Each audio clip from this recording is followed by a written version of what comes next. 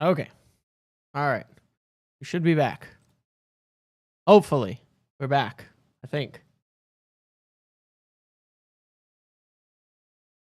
Just give it a second here. Make sure everybody gets in. But yeah, we should be back now.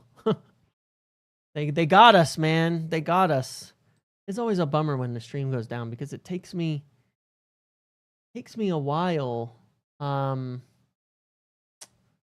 It takes me a while for the viewership and such to build up again afterwards. And obviously people don't like tech difficulties and things, but yeah, YouTube crashed on us there. So I'll give it a second and let people get back into the stream, but kind of a bummer. Oh well. All right. We were getting some momentum. We were getting some momentum going there, man. We had some serious momentum. I was in my flow. I was in a flow state for like 25 minutes straight. No stupid arguments, no nothing. It was a lot of fun. All right, whatever. That's fine. We'll get back to it here. We just crashed. That's all. So head on over. If well, you're here, so hello. We're back though. We'll resume where we were in just a second. Convenient that anyone has to like the new stream again for the algorithm.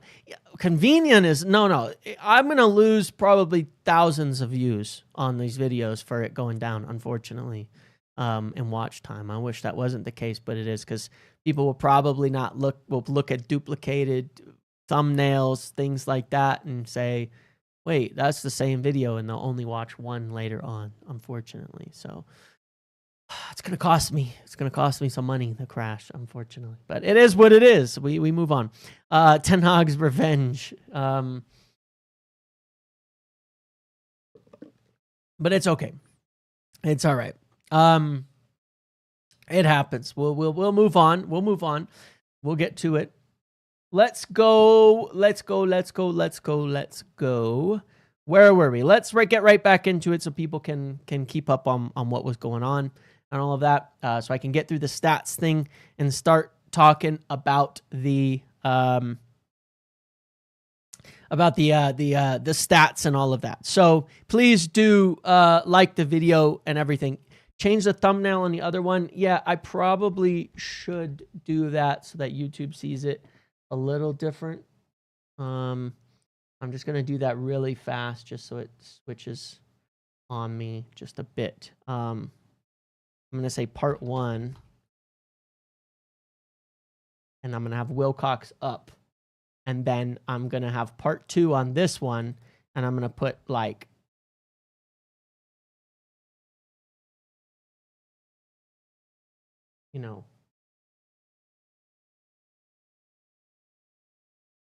Anderson or something like that up there. There we go. That way I can fix the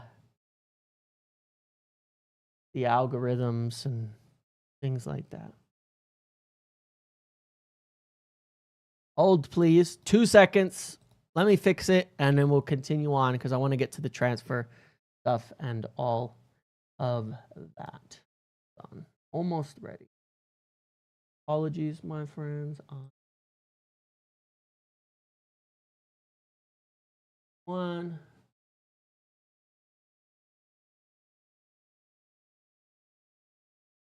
And we're going to change this one to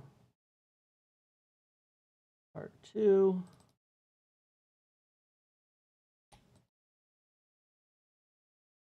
Sweet. All right.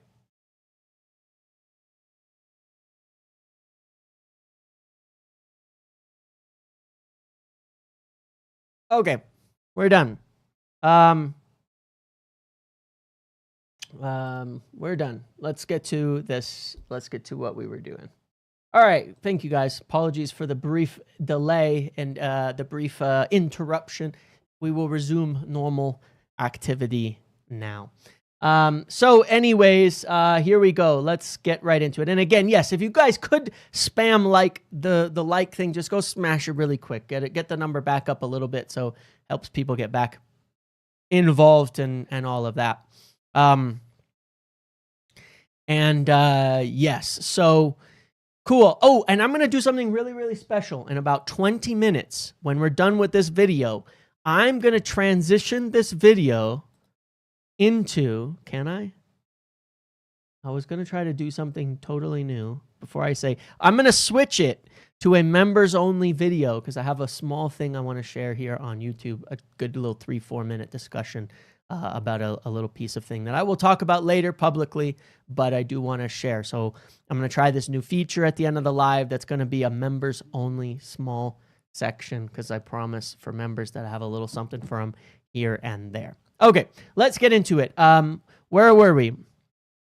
Last time, I was talking about how we were on pace to basically get about 74.6 expected goals. Now, the pace that we're setting in terms of chances created would have us second in the league last season for chances created. So clearly there's a progression in terms of, you know, what we are doing. Obviously, we're third in the league this year, but that is going to make a difference. Nice way to sell membership, James. It is, and it's a new feature from YouTube. So, you know, they're just giving me some tools, but I got to take what I've got here. And I've got to give something to the members anyway, and this is a good way to do it because it's been a little bit since I've made a members-only video. So anyway, there's clear progress in that respect.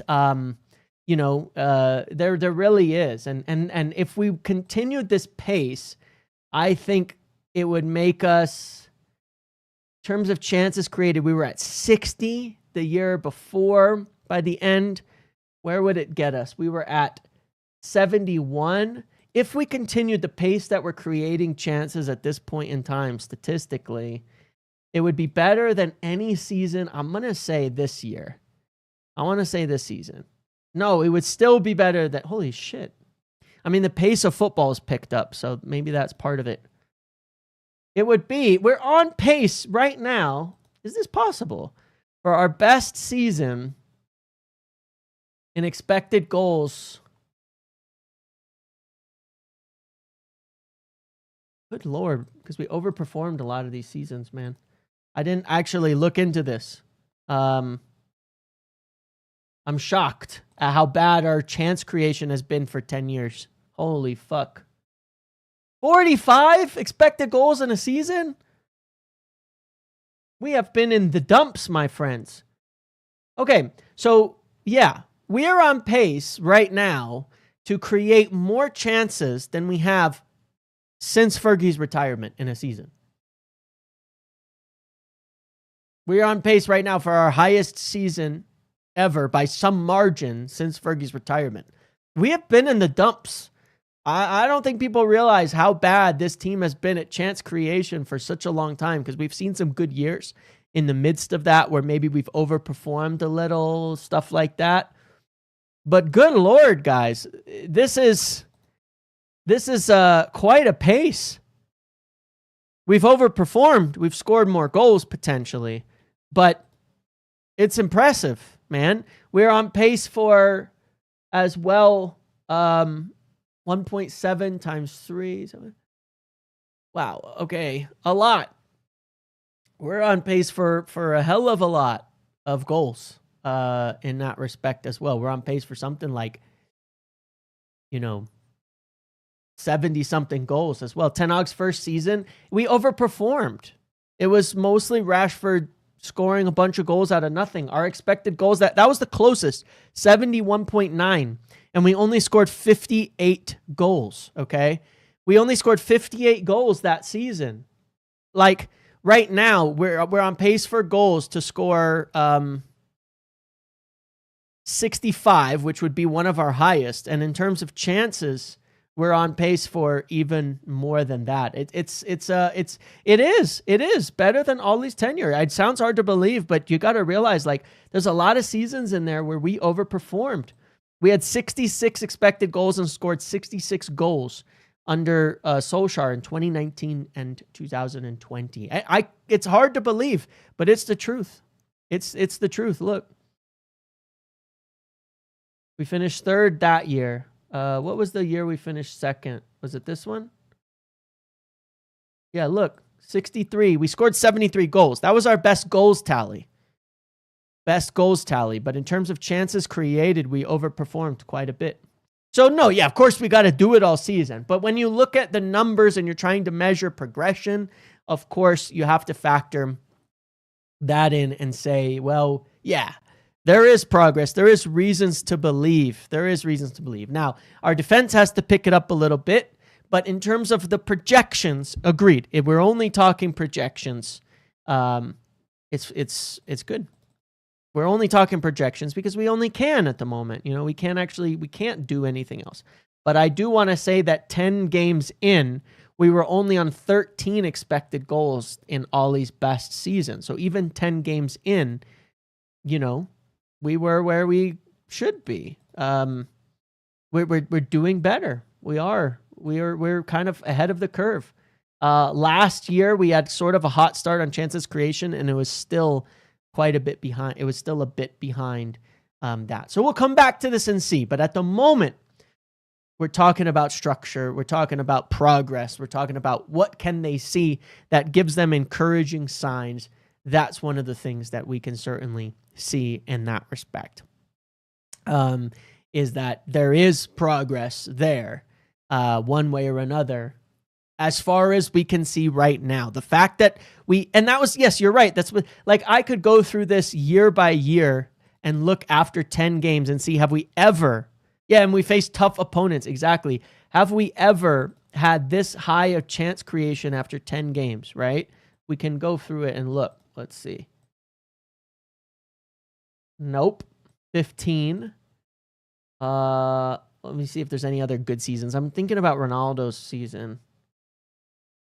We only have 57 on the whole season though, so it's unlikely. 16. We've not ever. What was Jose season 4-0 FC? We finished in second. Let's see.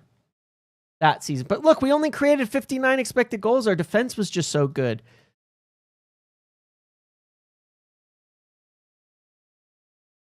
Oh, that was close because we started with 4-0 FC.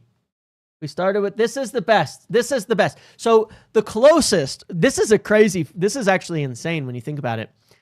In Jose's second season, we started off slightly better than this year. That's the only season that's comparable.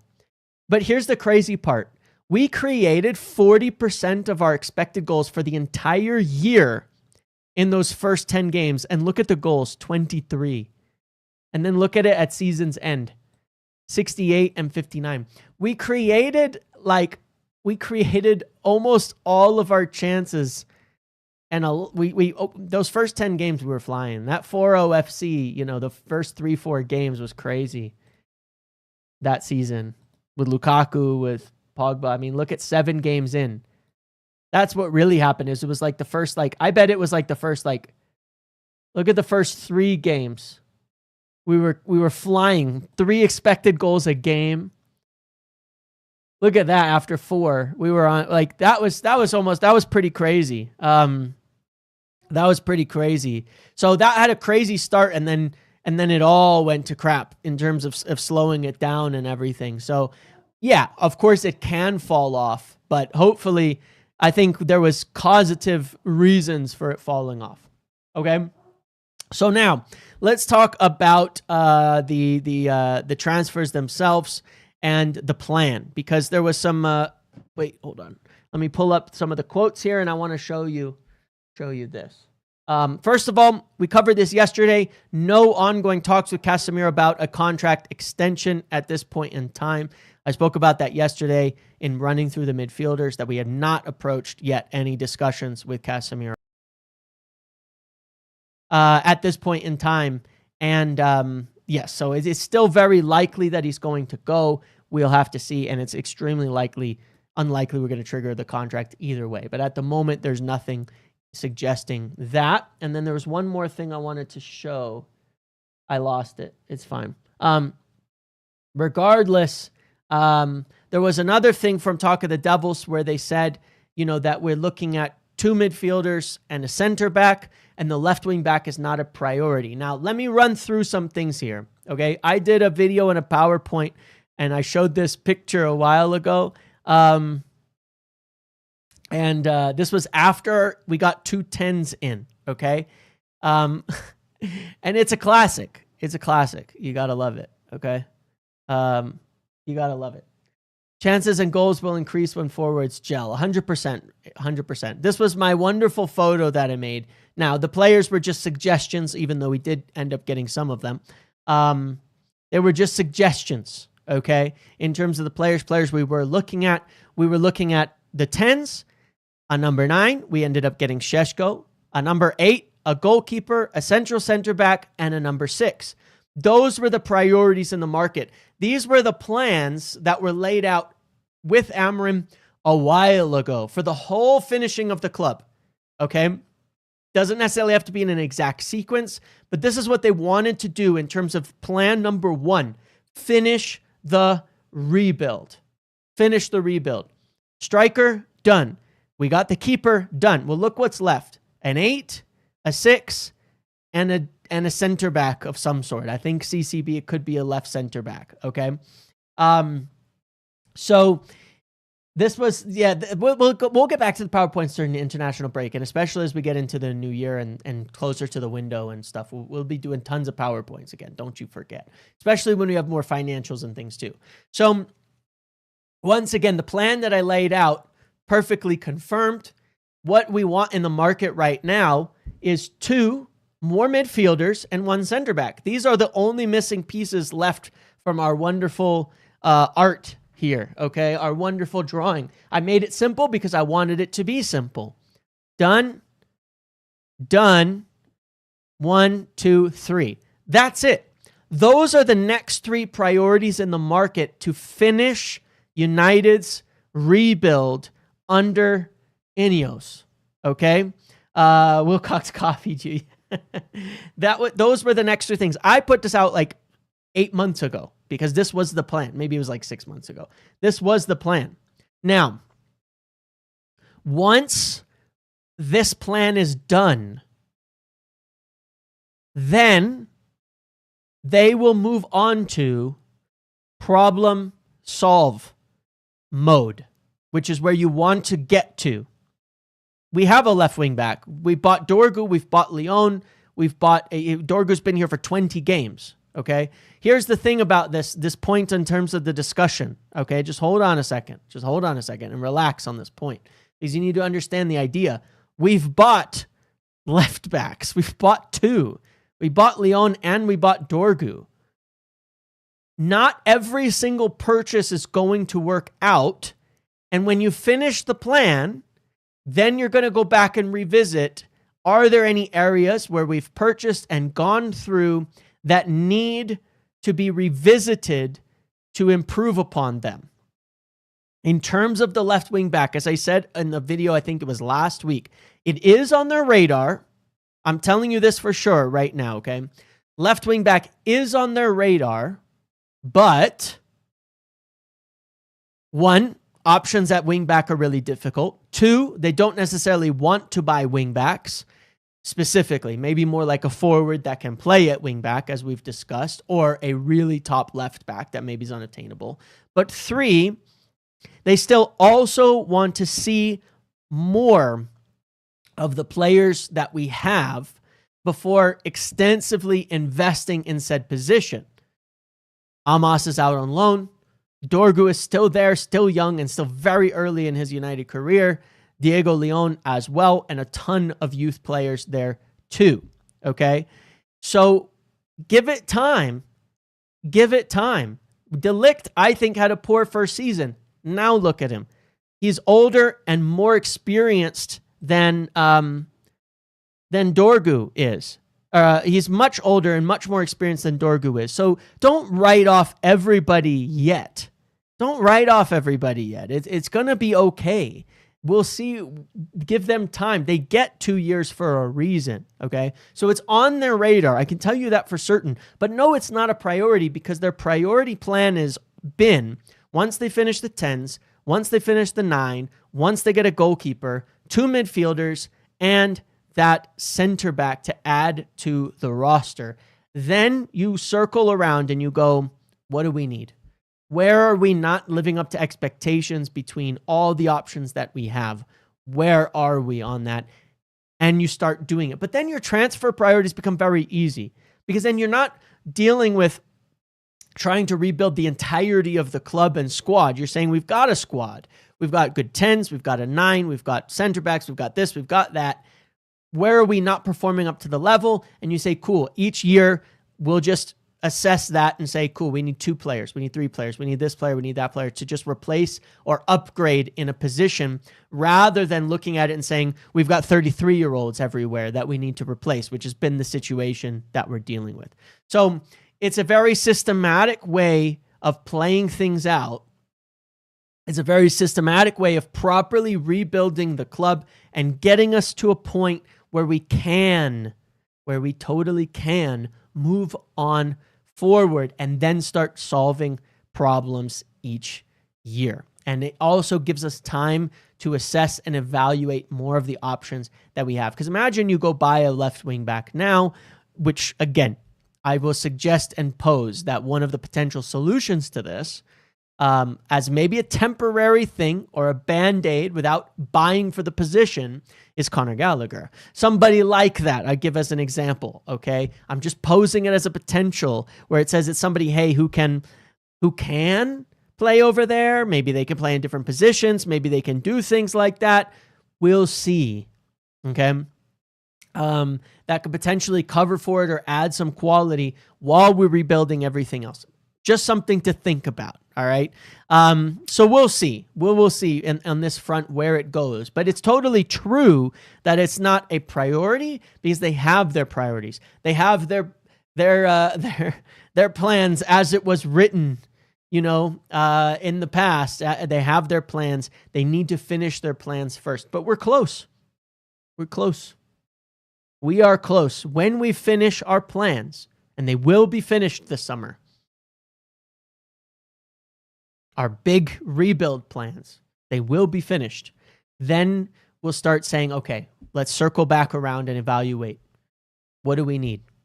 Xerxes wants out. We don't have a backup striker. Cool. We'll go get a depth striker. Or maybe we promote somebody from youth and we don't need it by then.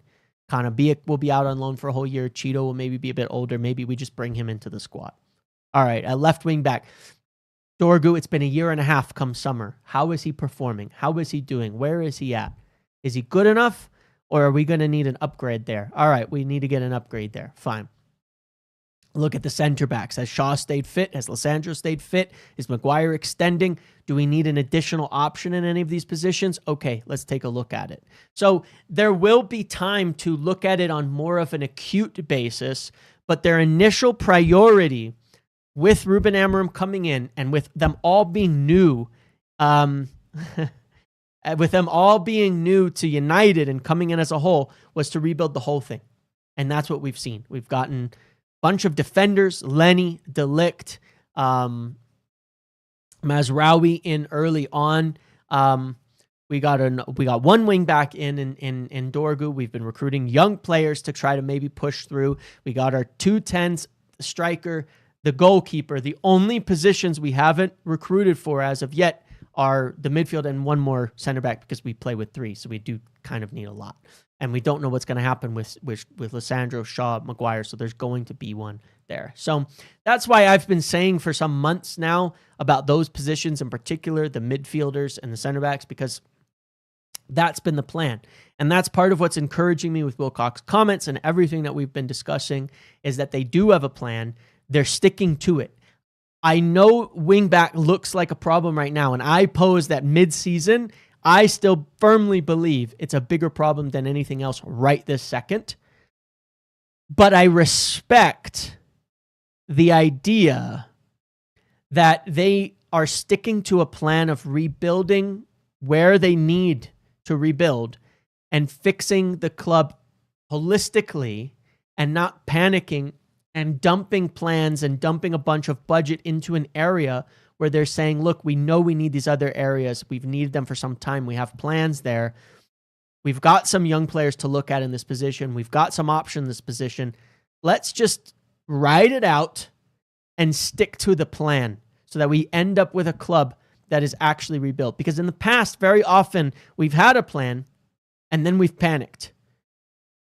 We get punched in the mouth, the plans go out the window, and then we end up not solving that problem. We've needed these two midfielders, two top good midfielders coming in. We've needed it for some time. It's been underinvested for ages. So I can respect, even though I feel like wingback right now is a bigger problem, they're probably looking at it, not probably, they are looking at it as something to keep an eye on, but that there's options there. We need to replace Casemiro, and we need a future beyond Bruno. We need it. We don't have replacements of requisite quality or even consideration for the future right now as of yet to fill that midfield. We don't have enough, I should say. It's not like there aren't some good players at the youth levels, but we don't have enough, period. And it's becoming an important part of the situation. So the plan makes sense to me. I think it's very smart. I think they're addressing this in a very logical, methodical way that I think will work out for the long term. Prime Gareth Bale in this team would have been life-changing. Imagine that, you know? So yeah, I guess we will have to see what happens, my dudes. But let's see. I still have faith in Dorgu. I saw something in preseason. I think he's being protected quite a bit by Amorim. I think he's being protected quite a bit by the club, and I think that I think he'll get back in there. Ruben's done this a few times in his management of some of these younger players, Lenny Oro and such as well. Put him in, take him out a few games, get him back in, and I think it has a positive result. We've seen it. We've seen it with others. We've seen it, okay? I think that's what's going on right now. I don't think we're going to see Dalot for the rest of the season like that, my guys. I really don't. I believe that he was having a rough start. Take him out a little bit, get him back in, ease him in, and I think we'll see something. Okay? So that was part 2. Please do smash a like on the video. I'm going to switch this stream over here in a moment to a members-only stream. So those of you who are members, stick around. I've got a couple minutes to just talk with one little brief thing that I want to say to you in terms of just a small update on some ongoings at the club that I'm working on and following up on. And yes, thank you to everybody else for watching, for being here. I'll be back tomorrow. Please do like, subscribe, all of that, and I will see you later. All right, here we go. I'm going to switch it. I have no idea what this is going to look like because I've never done it before, but I'll see you on the other side. For everybody else, enjoy. Thank you all. I appreciate you all very, very much. This is not like, don't take this as an insult. It's easier for me to do it this way than stop and record a new little thing to publish for members. So thank you all, okay? I'll see you guys later. I'll see you tomorrow. Most of you, thank you for the donations, questions, subscriptions, likes, all the rest. All right, let's see here. Pro start in 1 minute. Schedule. I have no idea how this is working. 1 minute until it switches to members only. Oh, cool. So I get to hang out here, and then it's gonna like switch over to the membership. All right. So we'll talk for like a minute more, and then it's gonna swap right over. Okay. You got a notification? Cool. For those of you still here who are green names, what does it look like for you? What does it look like for you? Describe this to me, because this is a new experience. I've never tried to do this. I'm also going through Streamlabs, so I'm hoping it doesn't freak out. If it freaks out, I just disappear, then hopefully that doesn't happen. Fruit Shoot, welcome, my friend. Well, you're already in the Patreon, dude. You have seen some of this already. You'll have seen some of this already.